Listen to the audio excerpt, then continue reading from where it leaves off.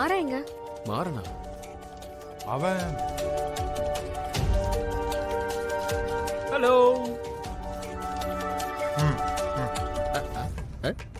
எங்க போயிட்ட? அங்க ஒரு இடத்துல கரகாட்டம் பிச்சு எடுத்துட்டாங்க.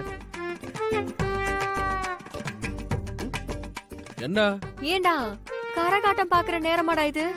கலை நிகழ்ச்சி நடத்திட்டு இருந்தாங்க. கலைஞர்களை மதிக்கணும்னா அதெல்லாம் பார்த்துதான் ஆகணும். 500 ரூபாய் டொனேஷன் கொடுத்துட்டு வந்திருக்கேன்.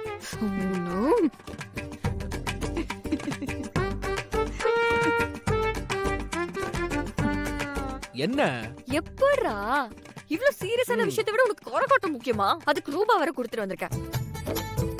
கார்த்தி மாமா, ராகவ் மாமா எல்லாம் பாத்தியா? எவ்வளவு பொறுப்பா இருக்காங்க. யாரு இவனுங்க 2 பேரும்? மிஸ்டர் பொறுப்பு புதல்வர்களே, நீங்க கரகாட்டம் பார்க்க வரல.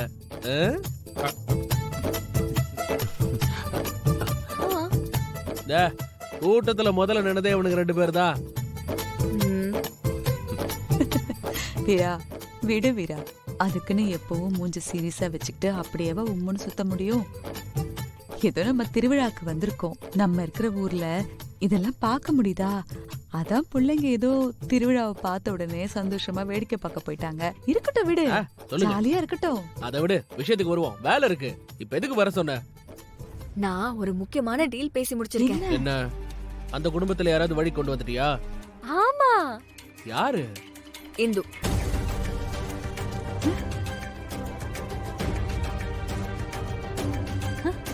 இந்து? அதான் அந்த வீட்டுல கடைசியா வளர்ந்த ஒருத்தன் இருக்கானே, அவன் பொண்டாட்டி தானே? ஓ அவளா? சொல்லு சொல்லு சொல்லு. அந்த வீட்ல ஏகப்பட்ட குழப்பம் இருக்கு. அது என்னன்னா,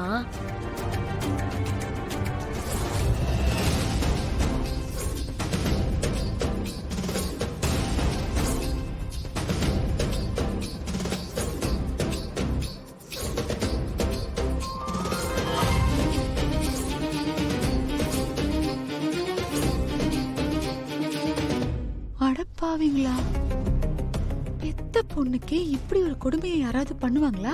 அவங்க குடும்பத்துல அது பண்ணுவாங்க வலிமா. எல்லாருமே ஆணாதிக்கவாதிங்க. சரி அதை விடு, இப்ப நீ என்ன பேசி முடிச்சிருக்க அதை சொல்லு. பூஜையில அவ பத்திரத்தை எடுத்து குடுக்கறேன்னு சொல்லிருக்கா. நாம அதுக்கு பதிலா அந்த கதிரால ஏமாந்த பொண்ண கண்டுபிடிச்சு கொண்டு வந்து கோவில்ல எல்லாரும் முன்னாடியும் நிறுத்தி கதிர் எப்படிப்பட்ட அயோக்கியன்றத நிரூபிக்கணும்.